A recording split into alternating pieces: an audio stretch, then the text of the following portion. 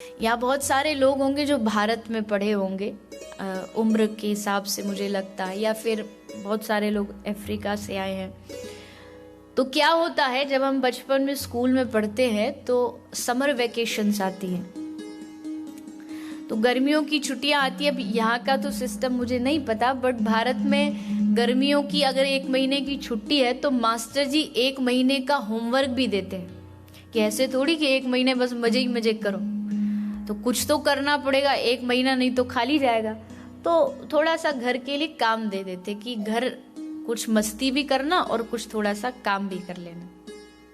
तो होता क्या है, अब हर क्लास में 2 तरह के बच्चे होते हैं। एक होते हैं बड़े बुद्धिमान, इंटेलिजेंट, और एक होते हैं जिनको कहते हैं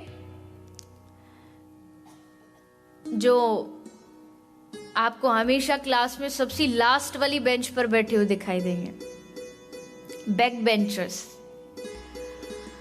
तो अब ये 2 तरह के बच्चे हैं।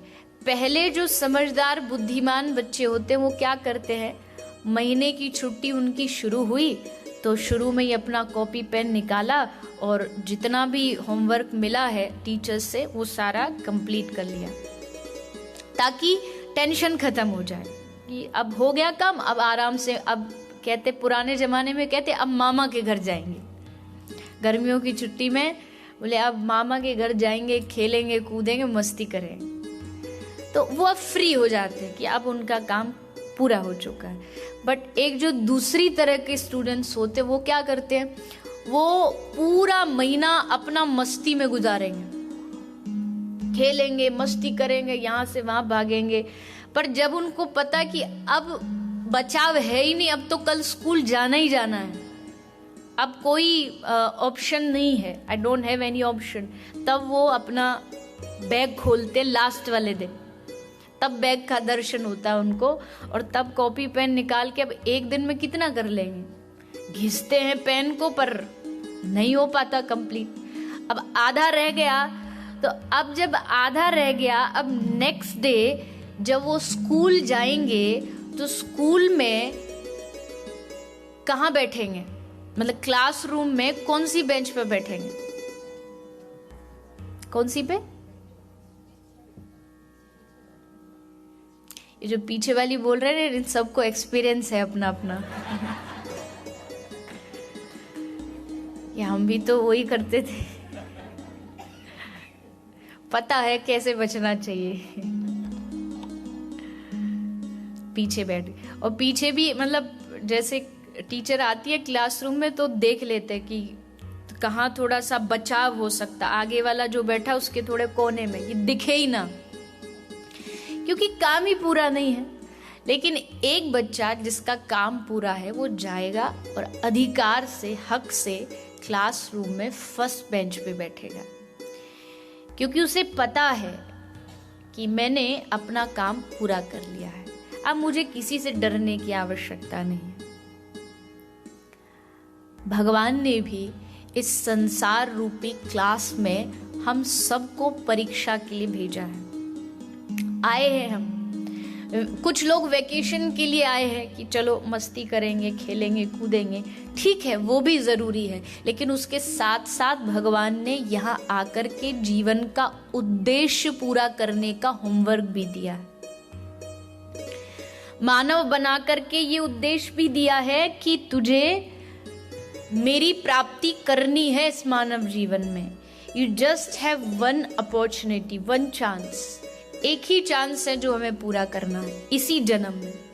अब जो समझदार होगा वो अपने बाल्यकाल से ही इस होमवर्क को यानी भगवत भक्ति को पूरा करने में लग जाता है, जैसे भक्त ध्रुव, भक्त प्रहलाद, नरसिंह मेहता आदि आदि। और ये लोग अपने जीवन का कर्तव्य, जीवन का लक्ष्य पूरा कर लेते हैं, इसलिए मौत भी आती है तो इनको डर नहीं लगता।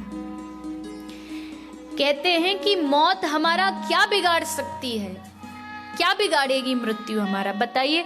आज तक मृत्यु मीरा को मार पाई? अगर मृत्यु मीरा को मार पाई होती तो आज मीरा के भजन नहीं गाए जाते, कब की मीरा मर गई होती, पर मीरा मरी नहीं है। मीरा आज भी अपने शब्दों के माध्यम से जिंदा है। ये भक्त वो होता है जिसको मृत्यु भी नहीं मार पाती। मृत्यु संसारी को मार सकती है, पर वैष्णव को नहीं, भक्त को नहीं। भक्त सदैव अमर होता है।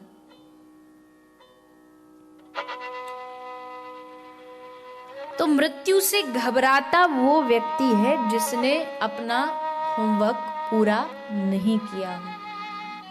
आप हम सब प्रयास करें कि ये जो भगवान ने हमें कर्तव्य दे के भेजा है दुनिया में, कि मृत्यु होने से पहले भगवान को पा लेना। एक खेल आपने सुना होगा, नाम कबड्डी। जानते सब कबड्डी खेल कैसे होता है? 2 टीम होती है, 2 तरफ प्लेयर्स होते हैं, एक विपक्ष होता है, और फिर एक टीम का मेंबर दूसरे के उसमें खाने में जाता है, क्या बोलता हुआ? कबड्डी कबड्डी कबड्डी कबड्डी। और जब तक उसकी सांस टूट ना जाए उसको उससे पहले किसी को स्पर्श करके टच करके वापस आना होता है। अगर उसी खाने में उसकी सांस टूट गई मतलब आउट, हार गए।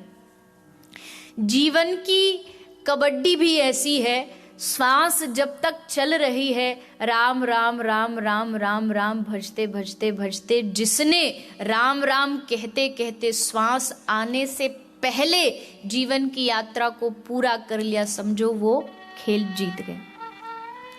वरना अधिकांश लोग इस खेल में हारे हुए पाए जाते हैं, क्योंकि वो भूल जाते हैं कि हमें इस प्रभु के नाम को लेकर के इस खेल में जीत हासिल करना है।